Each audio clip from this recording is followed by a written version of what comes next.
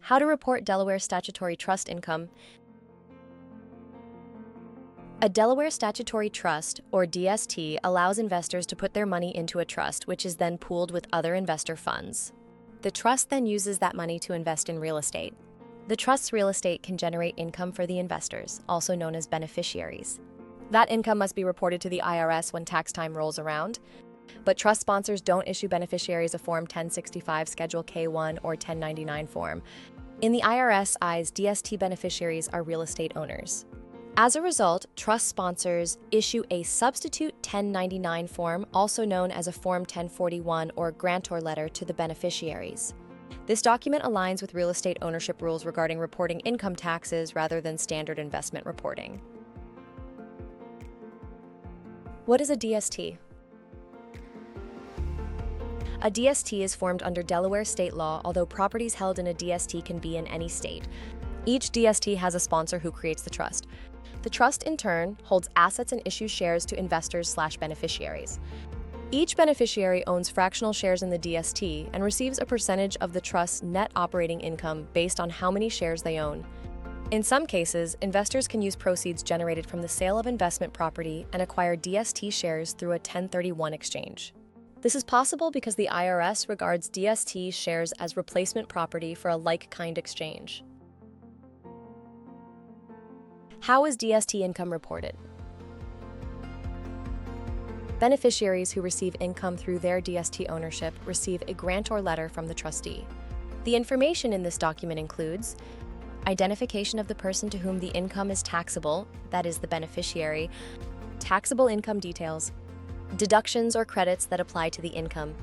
The investor/beneficiary fills out Schedule E, Form 1040, Supplemental Income and Loss, with information from the substitute 1099. DST investment proceeds are generally taxed as ordinary income. A grantor letter is sometimes compared to Form 1065 Schedule K-1. These two documents have many similarities. Both are essential for tax reporting purposes and help beneficiaries and investors accurately report their share of income generated by trusts.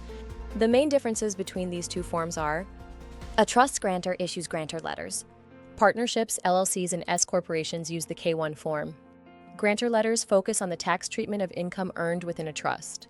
K-1 forms offer comprehensive information about a recipient's income share, deductions, and other tax-related items about the entity in which they have an interest. Understanding income reporting challenges. DSTs can offer investors access to investment real estate properties they might not be able to invest in on their own.